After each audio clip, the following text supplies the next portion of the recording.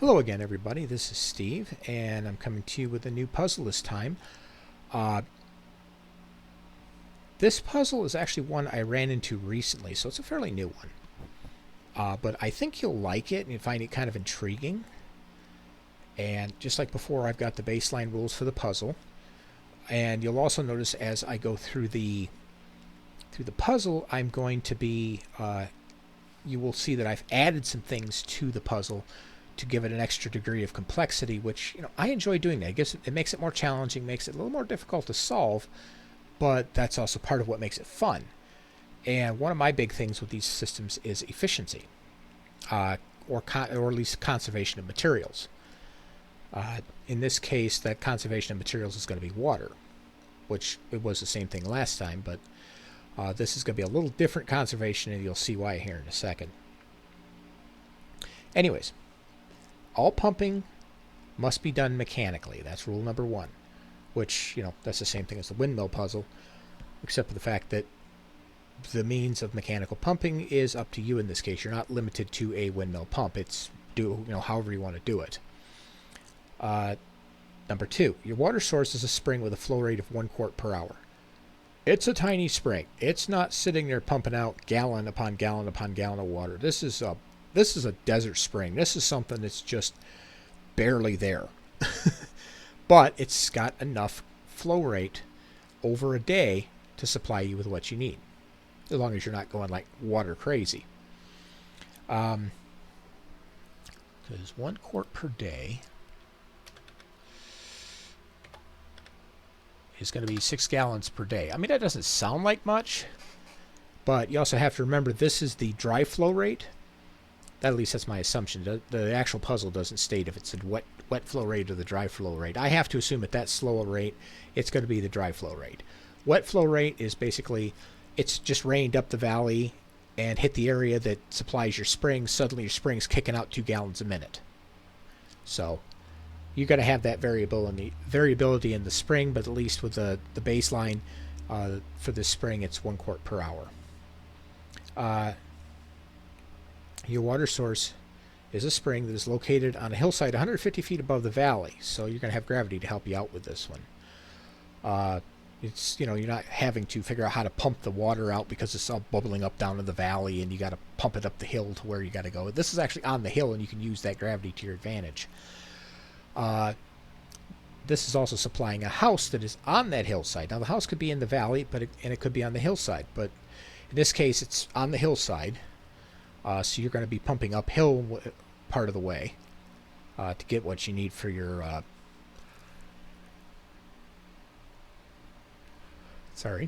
your water flow to the house, which is identical to the windmill pump, which is minimum 40 psi at 2.5 gallons per minute.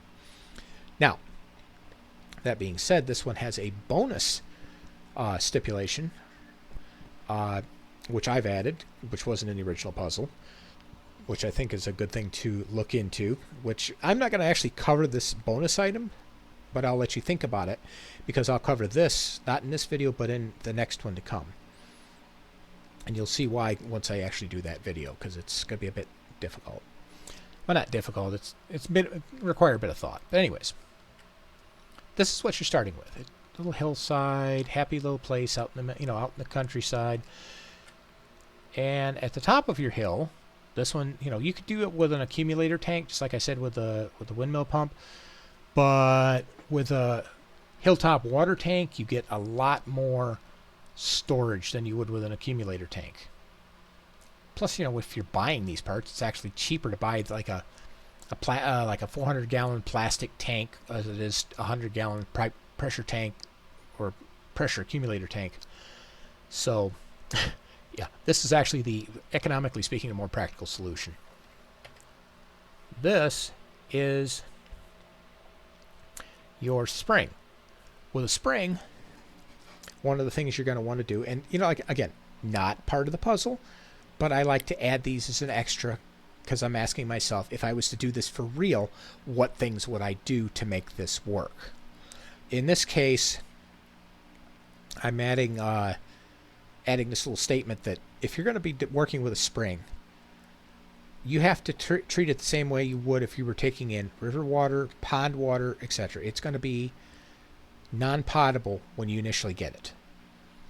With the spring, one of the things you're going to want to do, rather than just let the water flow out and catch in a basin, because you're going to open yourself up to a whole lot of other stuff getting into your system that you do not want. What you're going to do is dig into that hillside, isolate that spring, build a concrete shell around it, so you're sealing it off from the outside world, and you're capturing everything that comes through it, and you're not getting anything leaking out. I mean, you got to consider, at its low flow rate, if it's only a quart an hour, you're going to want to treat every drop of water coming out of it as precious.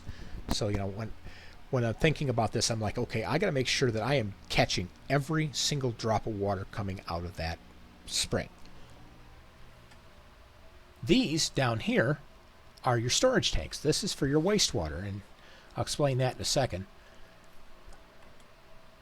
And this is your ram pump. I mean, what'd you expect? I love ram pumps.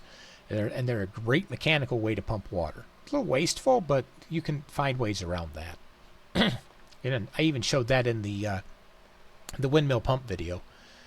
But anyways, your spring water comes out, goes to the accumulator tank. I have it coming out at the bottom here. Really, you should have it up a little ways, because what this is going to do is this is going to act as a separator. So if anything gets into the system, you're going to have your floaties up here, you're going to have your settlings down here, and then your water's going to come out here. I mean, you're not going to be able to get to part of that water, but yeah, that's fine. You know, as long as you don't let those items get into your system and like jam up your ram pump or cause other problems or clog your filters or whatever like that. This ram pump here is sitting on top of one of the two storage tanks. In my solution to this, I used the storage tanks to catch the wastewater from the ram pump, because I wanted to store that water, because if you're out in the desert and you're only getting 6 gallons a day, you're going to want to store every ounce of water you can get your hands on, because if it's running at a 7-to-1 rate of production, like for every 7 gallons in, you're going to get 1 gallon out. That's 6 gallons. You're taking basically a whole day's worth of production and throwing it out the window. So that's where these come in handy. And there's also going to be times when, like, say it rains upstream from where upstream where the spring gets its water from, suddenly your spring's pushing out 2 gallons a minute. And what are you going to do with that excess water? Because, if it turns around and gets dry for the next 6 weeks and you're back to 6 gallons per day, what do you do? So, it's just, like I said, extra little things to think about when you're doing this. Because, like I said, I like problems that have a practical application. And that, makes me think more. I have to do more. I have to calculate more, but that's fine. I get more satisfaction out of it because it makes the problem more complex and more fun to work with then. Anyways, the wastewater from the ram pump drains down here. These two tanks are connected. When they get full, and I calculated them at roughly 2,000 gallons each would be a decent size. When they get full, then it drains out. You've got 4,000 gallons of water. At that point in time, you can afford to waste a little bit of it.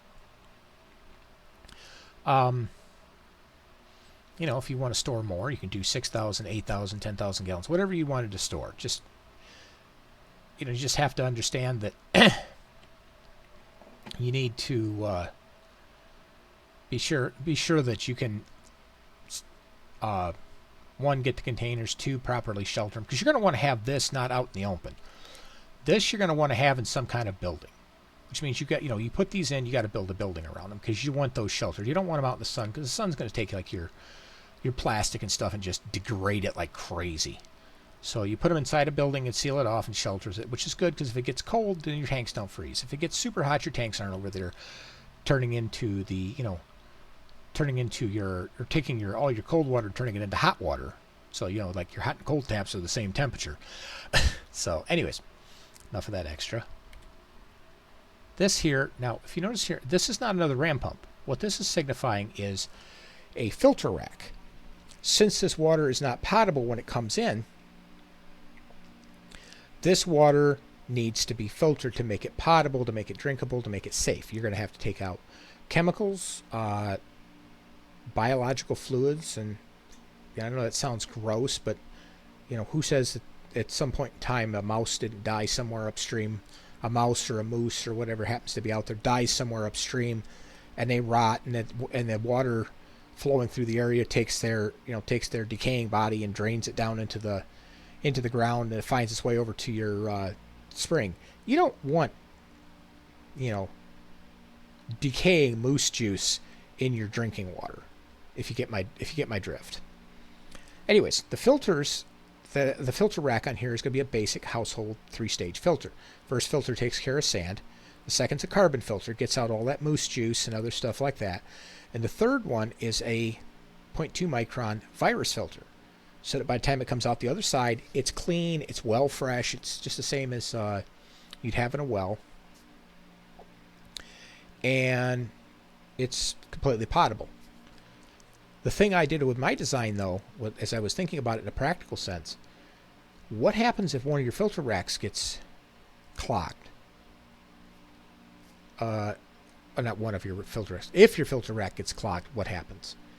Well, you stop producing water, and water stops going to the top, and all you're doing is just filling your overflow tanks or your wastewater tank. You know, the ram pump or wastewater collection tanks. So I was looking at it as I could have 2 filter racks. You could have more than that if you want higher production rate, but you're going to be limited by how much throughput that your actual ram pump can produce. So, you know, 2 of them should probably be enough, because you're going to generate enough back pressure to push the water to pretty decent speed out of there. You're also going to want to have, on the top end and the bottom end of that filter rack, you're going to want to have shutoff valves. The reason for the shutoff valves is if you have to change those filters and you don't have those shutoff racks, you have to turn off your ram pump and depressurize your whole system. Or as soon as you got to drain your system, shut off a whole bunch of valves. Basically, it's a whole ton of work that you don't want to be doing.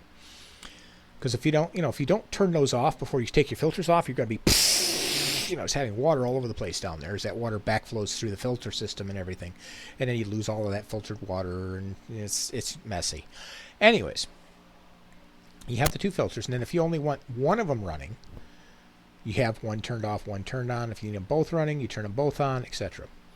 It comes from the ram pump, tees out into the 2 filter racks, comes up to the other end, comes back together as one, and then goes back up the hill. This here represents the house. At the house, you're going to have a T-junction. At this point in time, the water takes a left turn Clyde and goes into the house and serves the house. Since this water's already filtered, that's fine. You can go up here and go into the house. If you're using the water, take a shower, cook dinner, wash dishes, whatever, you've got water. And it's coming from pressure down here plus pressure up here, unless that happens to be empty, and then you've got a bigger problem. But anyways, excess water then goes up the hill to the tank. Now, what happens if you get one of those periods where you're doing 2 gallons a minute because you had a big thunderstorm up the way and your spring's going crazy? Well, your tank's going to fill up, and then it's going to spill down the hill, and you're going to lose a whole bunch of water. So how do you rectify that? Oops, did it wrong. There we go. You have an overflow. The overflow comes from here, comes down, and hits the accumulator tank, and then that goes into here. The reason I send it down to the accumulator tank is I have no reason to send it here, because then you're still in the same system and you're really not draining your excess. If you set it down here, yeah, if this gets over full, it flows down, okay, and you lose that. Big deal. You're producing so much water you can afford to lose a little bit of water at that point. But otherwise, it comes down into here, and I'm not perfectly showing it buried in the ground like the other stuff, but bear with me. Anyways, comes down here, comes into the accumulator tank, comes into the ram pump, and of course you've got the 1-to-7 ratio of production to waste. That excess water is going to go down into here, and then the other water is going to go here, and it's going to go up here. So you still keep it in your system up until these tanks are full. So, anyways, that's the basis, or that's the basic system for you. If you wanted to, and you didn't want to run it over to the accumulator tank, you could also run this down to the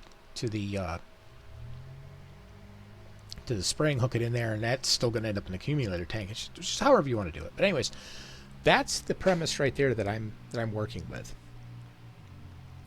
Now, one other thing, and I'll tell this to you now, because I'll do this for another video, because there's still parts of this that I'm working on that I need to solve.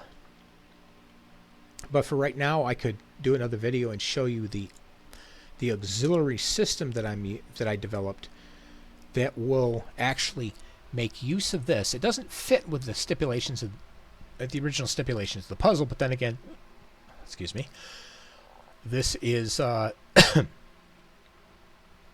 this is something extra I've added in as an extra degree of complexity, and it's something that I've looked at it like, okay, if you're trying not to waste water and you're collecting these, how do you use them? You're already down in the valley. You can't like run another ram pump to run it back up here and do some fun and interesting things with it. You can't. You don't have anywhere else for the water to fall to. So what do you do with this? The solution I came up with is a very simple electric pump system. Now you're thinking, wait, that doesn't stick with the original stipulations of the puzzle. Well, this also isn't part of the original puzzle, so I get some leeway on this. Anyways, the electric pump takes from the bottom of the tank, goes up into the filter rack on the same T that comes off of here. So basically you have water coming from here and you have water coming from here. And if this isn't doing its thing anymore, because say like the spring dried up, but you've still got full tanks here, it pumps up into here, up to the house, and fills the tank. Now the part of this that I haven't figured out, which I figured out this part of it already, and I'm going to do the video anyways because I want you to see the full setup for this, because this is a really interesting setup and there's a bit more complexity to it than I'm giving you right now. So it's best if I actually show you how this is set up so you understand how it works. But anyways, it pumps up into here, to here, to here, but rather than, since the ram pump is all mechanical, it has no way to detect when this is full and go, oh, I should shut off. It has no way of knowing that. So it just keeps doing the thing. And also, if this dies, this has the same setup with the extra line down to the top of here to the nodding donkey, like I did in the windmill video, and it auto restarts the ram pump. So, you know, if this is intermittent, which it's very likely to be given the default low flow rate of the spring.